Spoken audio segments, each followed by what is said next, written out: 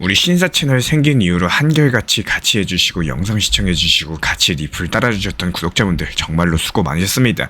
드디어 미국 SEC랑 리플 간의 소송이 공식적으로 종료가 됐는데요. 미국 SEC랑 리플 간의 법적 공방이 완전히 끝을 맺으면서 최근에 SEC랑 리플 같은 경우는 제2순회 항소법원에 항소 공동 기각 신청서를 제출했다라고 전했습니다. 이 문서에는 SEC, 리플, 그리고 리플의 CEO 브래드 갈링하우스랑 공동 설립자 크리스 라슨이 각의 항소에 대해서 기각을 하자는데 합의한 내용이 담겨 있고요.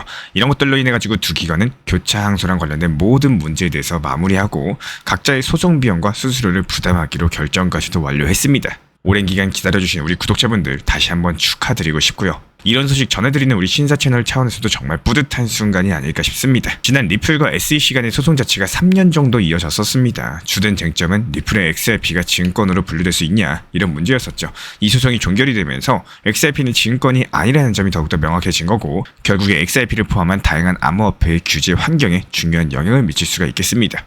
리플과 SEC의 합의로 인해 가지고 시장에는 당연히 긍정적인 신호를 줄 수가 있겠죠. 특히나 XRP 법적 지위가 확립이 되면서 XRP를 사용하는 기업들, 기관들이 안심하고 리플 네트워크를 활용할 수 있을 겁니다. 그동안 법적인 불확실성으로 주춤했었던 기업들이 리플을 채택할 가능성이 높아졌다는 분석이 나오고요. 게다가 미국 SEC의 이번 소송 종결 자체가 향후의 암호화폐 규제에 있어가지고 중요한 기준점을 제시가 가능할 겁니다. 실제로 리플의 CEO랑 크리스 라슨 측에서는 이번 소송 종결 자체가 XRP의 미래를 밝게 만들 수 있을 것이다라는 점을 강조 남겼고요. 이제 리플은 계속해가지고 글로벌 결제 시스템에서의 역할을 확대를 하면서 금융기관들과의 협력을 강화할 수 있는 본격적인 자유를 얻게 됐습니다. 이런 것들이 XRP 가격의 추가 상승을 기대할 수 있는 중요한 배경이 될 수 있겠고 결론적으로 봤을 때 리플 SEC 소송의 공식 종료가 암호화폐 시장에 중요한 이정표를 마련한 사건으로 기록이 될 겁니다.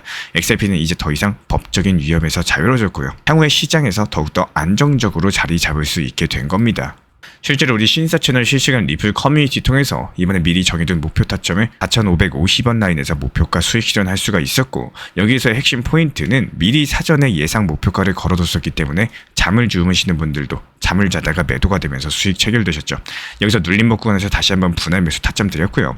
추가 상승할 때 또 추가 분할 매도 타점까지도 동시에 걸어두고 있기 때문에 중장기 리플 비중은 그대로 가져가시되 투트랙 전략을 통해서 단타로서 리플 수량을 꾸준히 늘려나가고 싶으신 분들은 현재 보이시는 리플 커뮤니티 입장하셔가지고 실시간으로 타점과 속보 도움 받아보셔도 좋습니다. 현재 보이시는 번호로서 문자 신청 주시면 되고요. 실제로 이번에 우리 구독자분께서 말씀해주신 내용입니다. 여기서 터지고 나면 얘기를 해야 된다. 정말 맞는 말씀인데요. 다만 여기서 아쉬운 부분은 터지고 난 다음에 상승이 나오고 난 다음에 얘기를 하고 그리고 나서 대응을 하면 어떤 일이 생길까요? 불나방처럼 고점 추격 매수하는 분들이 늘어나고 결국에는 뭐 아니면 도가 되는 이런 도박 매매를 하시는 경우가 많이 생긴다는 겁니다. XRP 중요 내용과 함께 원칙 매매의 중요성 같이 한번 설명드려 보도록 할게요. 이번에 속보로서 발표된 내용입니다. 일본 주요 은행 80%가 리플을 채택했죠. 이 문장 하나만으로 솔직히 좀 충격인데요. 근데 더 놀라운 건 이 다음입니다. 리플, 그러니까 XRP를 일본이 ETF로서 만든다라는 건데요. 이게 그냥 코인 ETF 하나 나왔네. 뭐 이런 수준의 이야기가 아니라 지금 일본에서는 금융 시스템과 디지털 자산이 아예 하나로 묶이려는 움직임까지도 현실로 굴러가고 있습니다. SBI 홀딩스가 ETF 상품을 제출을 했는데요. 그 안에 비트코인도 들어있고 금도 들어있고 근데 그 중에 하나가 바로 XRP라는 거고 심지어 비트코인과 XRP만 들어간 듀얼 ETF도 따로 있어요. 이거 듣고 저는 딱 이런 생각이 들었습니다. 일본은 이미 XRP를 기술이 아니라 금융 자산으로 보고 있다. 그리고 그걸 진짜 투자 상품으로 만들어서 상장을 시키겠다라는 거구나. 근데 여기서 잠깐만요. 이쯤에서 이런 의문이 들 수가 있습니다. 왜 하필 리플의 XRP일까? 수많은 코인들 중에서 왜 일본은 XRP를 ETF로 밀고 있는 걸까요? 그 이유가 진짜로 흥미롭습니다. 일본 은행의 80% 이상이 실제로 리플 결제 시스템을 쓰고 있기 때문인 건데 이건 그냥 파일럿 테스트 해봤어요. 뭐 이 정도 수준이 아니에요. 이미 쓰고 있는 기술이라는 거고 그리고 그 기반 위에서 ETF가 만들어지고 있는 거고요. 그러니까 XRP는 일본에서 사용되고 있는 자산 그리고 투자 자산 그리고 ETF 상품까지 이렇게 하나의 흐름을 만들어가고 있는 중인 겁니다. 우리 기준에서는 조금 생소하죠. 우린 아직도 XRP는 거래소에서 사고 파는 코인, ETF는 비트코인이나 이더리움이 먼저다. 뭐 이런 인식 자체가 강했기 때문에 근데 일본은 그 순서를 바꾸고 있는 거고 지금 일본 금융청 FSA 측에서는요. 스테이블 코인, 토큰화 자산, ETF 전부 다 정리하고 있어요. 규제가 복잡한 게 아니라 명확하고 투명합니다. 그래서 ETF 신청이 들어가면 심사가 빠르고 승인 가능성도 상당히 높게 평가를 받고 있어요.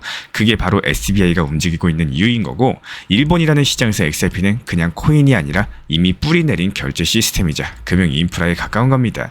이런 상황에서 ETF가 승인된다면요. 기관들이 익숙한 자산을 투자 대상으로 선택하는 흐름들이 만들어지는 거고, 이거 우리가 이미 쓰고 있는 XRP, ETF로도 투자할 수 있네? 그럼 당연히 뭐 하겠어요? 들어오겠죠. 시장 자금들이 거대하게 들어온다는 겁니다. 이게 단순하게 ETF 나오면 가격 오르겠지 수준이 아니라 제도권 자금이 XRP를 정식 투자 자산으로 받아들이는 과정이라는 거예요. 이런 흐름들은 솔직히 미국보다 일본이 더 앞서가고 있다는 느낌도 주고 있습니다. 미국은 아직 XRP 현물 ETF 승인도 안 나왔죠. 그레이스케일, 21 시어즈, BTY즈 전부 다 기다리고 있는 중인데 여기서 일본은 벌써 제출을 했고 그 배경에는 이미 사용되고 있는 인프라까지도 깔려있다. 이게 진짜 다른 점인 겁니다. 여기서 우리 구독자분들께서 한 가지 헷갈릴 수 있는 게 있는데 ETF가 승인되면 무조건 좋은 게 아니냐, 그럼 무조건 상승하는 거 아니냐. 근데 그건 좀 다릅니다. ETF 같은 경우는 구조적으로 투자 접근성만 열어주는 거지 모든 것들을 자동으로 끌어올리는 마법 도구는 아니라는 점은 반드시 기억을 해주시기 바라고, 여기서 개인 투자자 입장에서는요, 직접 XRP를 사는 게 더 유리한가, 뭐 이런 고민도 생길 수가 있어요. 왜냐면 ETF 같은 경우는 실제 XRP를 직접 들고 있는 게 아니라 펀드 지분만 갖고 있는 구조니까요. 하지만 기관 입장에서는 ETF가 더 안전하고 규제 우회가 가능하기 때문에 이게 자금 유입의 통로가 될 수 있다는 점은 무시할 수가 없습니다. 결국에 정리하면 이렇습니다. 지금 일본은 XRP를 그냥 가격 변동 큰 코인으로 보지 않고 실제 쓰이는 금융 인프라 자산으로서 포지셔닝하고 있다는 점이 핵심인 거고, 그리고 그 흐름들이 ETF라는 투자 상품으로서 연결되고 있는 겁니다. 저는 이걸 보면서 XRP는 지금 역할 자체가 바뀌고 있구나, 뭐 이런 확신이 들었고요. 단순하게 몇 달러 올랐다, ETF 나온다, 뭐 이런 뉴스보다도 더 중요한 겁니다. XRP가 금융 시스템 안에서 어떤 위치로 정착을 하고 있는가, 이거를 읽으셔야 되는 타이밍입니다. 그렇다면 지금부터 중요한 건 이거겠죠. 앞으로 미국 SEC가 어떻게 대응을 할지, 한국에서도 ETF나 제도권 자산으로서 XRP가 편입이 될 수가 있을지, 이런 흐름들을 계속 지켜보셔야 되는 거고, 그 흐름 속에서 나는 가격만 보고 있었나, 아니면 이 자산이 구조적으로 어디로 가고 있나, 그걸 보는 시야가 반드시 필요하다라고 생각을 합니다.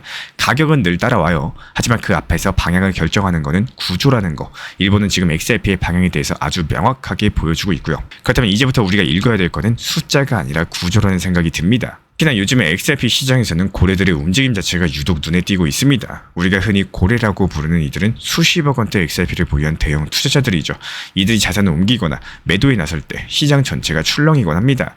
최근 데이터들을 살펴보면은 이 고래 지갑에서 XRP가 빠져나가는 흐름들이 점점 더 뚜렷해지고 있습니다. 단순하게 일시적인 현상이 아니라요, 90일 이동평균 기준으로도 자금 유출이 본격화되고 있다는 분석이 나왔습니다.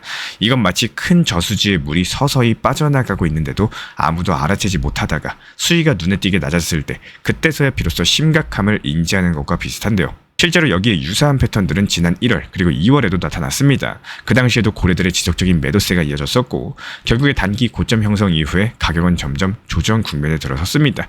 지금도 비슷한 신호들이 하나 둘씩 쌓이고 있다는 거고, 현재 상황 자체가 이전보다 더 조용하고 낙폭도 크지 않지만요, 방향성만큼은 분명히 하방을 가리키고 있다. 이런 점에서 투자자들의 경계가 필요합니다. 특히 하루 평균 순유입이라는 지표에 주목할 필요가 있는데요. 수치가 500만 XRP 이상으로서 회복되지 않으면은 지금의 구조적 약세가 쉽게 끝나지 않을 거라는 설명이 나오고 있고, 쉽게 말씀드려서 거래소로 들어오는 XRP보다 빠져나가는 XRP가 계속 많아지다 보면은 시장은 계속해서 힘을 잃을 수밖에 없겠죠. 좀 더 쉽게 풀어드려 볼게요. 우리 구독자분들께서 동네 편의점이라고 가정을 한번 해보세요. 가게에는 사탕이 가득 차 있어가지고 장사도 되고 손님도 오죠. 근데 어느 날부터 사탕이 계속 빠져나가기만 하고 채워지지 않는 겁니다. 당장은 몰라도 시간이 지나면은 결국에 진열대가 텅텅 비게 되겠죠. 손님도 줄어들고 매출도 떨어지게 될 겁니다. 지금의 XRP 시장도 딱 그런 상황이라는 거예요. 고래들이 가지고 있던 XRP를 하나 둘씩 시장으로 내보내고 있지만 다시 채워지는 움직임은 현재로선 보이지 않습니다. 게다가 거래량 자체도 줄어들고 있어요. 상승장이 오기 전에 흔히 나타나는 저점 매수 세력의 유입이 아직 본격화되지 않았다는 의미이기도 합니다.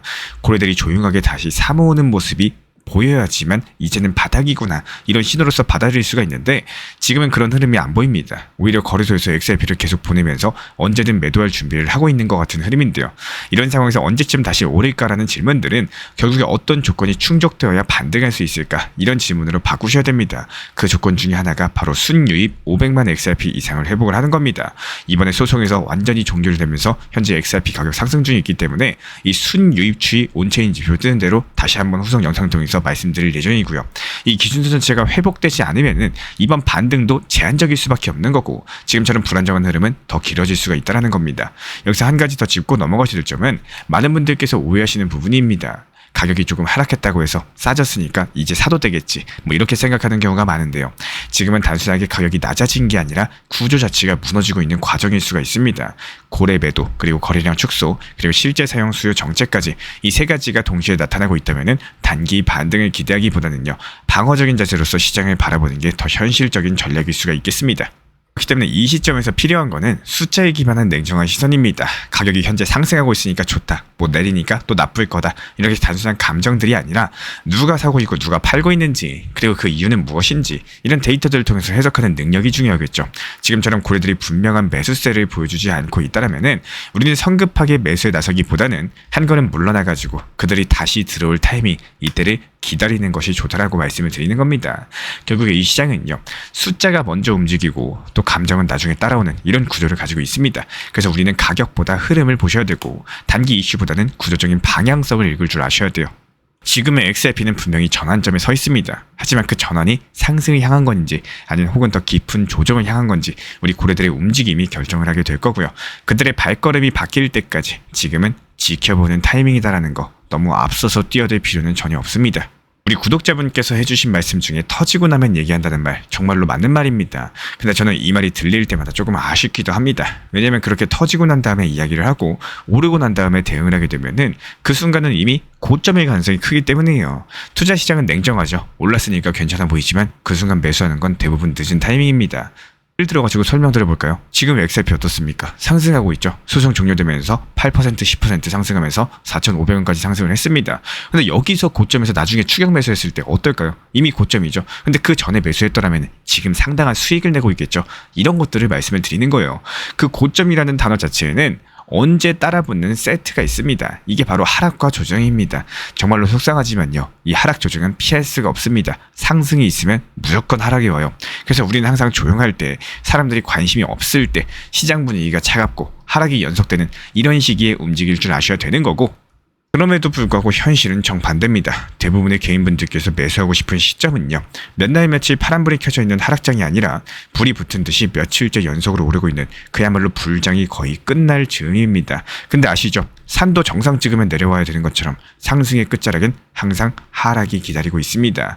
누군가는요, 하락장일 때 남들이 무서워서 도망갈 때 묵묵히 낮은 가격에 매수해서 또 나중에 고점 근처에서 수익을 실현하십니다.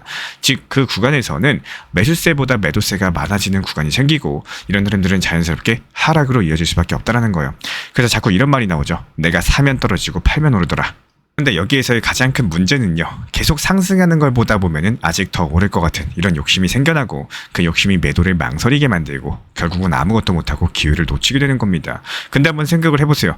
매도가 없는 투자가 있을까요? 아무리 장기 투자라고 해도 언젠가 팔아야지 그게 완성된 투자가 되는 거다 보니까, 그래서 저는 이런 전략들을 권장드리고 싶습니다.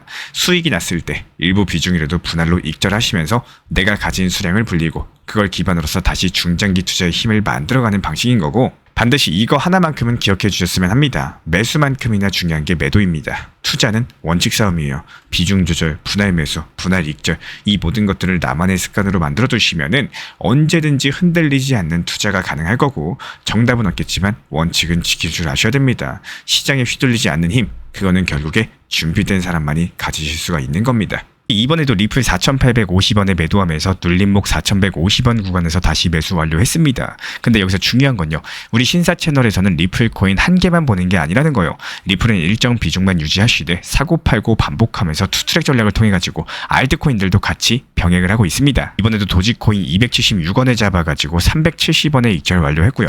다시 한번 눌리면서 타점 진입했었죠. 이런 식으로 다른 알트들 타점 잡고 단타 돌리는 중인데 지금 수익 흐름 자체가 아주 잘 나와주고 있다는 거예요. 그래서 지금은 리플 전용 타점방, 그리고 알트 전용 단타방, 인공지능 GPT AI 타점방까지 총 3개 방을 운영 중에 있는 거고, 셋 중에 원하시는 쪽으로 입장 도움 드리거나요, 3개 방 모두 다 입장을 도움 드리고 있기 때문에 현재 보이시는 번호로서 문자 한 통 주시면은 조용하게 빠르게 입장 도움 드리도록 하겠습니다. 여기서 진짜로 중요한 건요, 타점은 계속 시장에 집중하고 기다릴 줄 아는 사람들에게만 보인다는 겁니다. 우리 신사 채널 구독자분들은 단순하게 영상 보시면서 구독과 좋아요만 눌러주시면요. 시장 모니터링은 제가 직접 하겠습니다. 전용 커뮤니티 방통해 가지고 따라만 와주시면 되는 거고, 늦었다고 생각했을 때가 가장 빠를 때죠. 지금 이 영상을 보는 이 순간 그 타이밍은 이미 오고 있다는 거 반드시 기억해 주시기 바랍니다. 리플 XRP 투자에 있어서 이제는 투트랙 전략이 반드시 필요해지고 있습니다. 무턱대고 몰빵하거나 반대로 또 손 놓고 기다리는 시대는 끝났어요. 첫 번째 트랙은 매달 분할 매수하시면서 시장이 빠지든 말든 일정 비중으로서 리플을 꾸준히 모아 나가시는 겁니다. 이거는 시간과 리스크를 분산할 수 있는 가장 효율적인 전략인 거고, 그리고 두 번째 트랙은 남은 현금 비중으로 알트코인 단타로서 굴려나갑니다. 수익이 나면은 그거를 다시 리플에 재투자하시면 되는 거고, 이게 바로 수익을 만드는 순환 매수 전략이 되실 거예요. 그런데 여기서 중요한 거는 단타 하실 때 조심하셔야 되는 거예요. 단타 매매 중독되면 끝장입니다. 이 매매 중독을 절대 조심하셔야 되는 거고, 예를 들어 가지고 시장이 과열인데도 지금 아니면 기회가 없다, 이런 조급한 생각에 RSI 지표가 이미 고점인데도 불안해서 또 들어가고 결국에 수익은커녕 손실만 쌓이게 되실 겁니다. 그래서 저희 채널 차원에서는 한 가지 원칙이 있습니다. 확률이 높은 날만 진입을 하세요. 그리고 시장 전체가 과매도 구간일 때, 비트코인 기준 RSI가 바닥을 찍을 때, 그때 알트코인 중에서 최근 거래량이 급등한 종목이 과매도의 경우 MACD, 볼린저 밴드, 이동평균선과 일목균형표 참고해서 신중하게 매수 진입 타점 들어갑니다. 그리고 그 외에는 아예 매매를 쉬는 날도 반드시 있어야지 진짜 단타인 거고, 그렇다면 이걸 어떻게 구별할 수 있는지 궁금하실 거예요. 여기서 챗 GPT가 등장을 합니다. 저희는 챗 GPT를 단순한 도구로 쓰지 않습니다. GPT한테 오늘 확률 높은 진입 타이밍이냐 이렇게 물어볼 수 있게 맞춤 프롬프트를 사용을 하는데요. 그리고 그 결과에 저의 실전 매매 노하우 30%를 덧붙여가지고 GPT 시그널을 보완합니다. 어떻게 하는지 궁금하신 분들 GPT 검색력과 활용 전략을 이용해가지고 이 두 가지를 한 방에 알려드리고 있습니다. 현재 보이시는 번호로서 리플 단타라고 문자 남겨주세요. 지금 이 영상 보신 분들에게만 오픈합니다. 그냥 GPT 쓰는 법이 아니라 투자로 연결되는 GPT 사용법 지금 바로 알려드리도록 하겠습니다. 제가 안내해드리고 있는 코인 신사 채널 멤버십 전용방에 대해서 짧게 설명드려 보도록 하겠습니다. 리플, 암호화폐 시장에 대한 중요한 이슈, 그리고 브리핑이나 시장의 흐름에 대한 전문적인 분석 내용 설명과 함께 차트상의 기술적 분석, 온체인 지표와 투자 심리에 대한 내용들을 같이 안내 도움드리고 있고, 가장 중요한 투자 심리를 컨트롤하기 위해서 포트폴리오의 구성에 대한 노하우, 투자 심리 컨트롤에 대한 내용도 같이 안내드리고 있습니다. 코인 신사 스터디 멤버십 가입하신 분들께서는 아래 번호 혹은 신청 링크 통해서 남겨주시면 제가 연락드리고 있고, 안내 설명과 함께 신사 채널 리플 전용 멤버십 방에도 입장 안내 설명드리고 있습니다.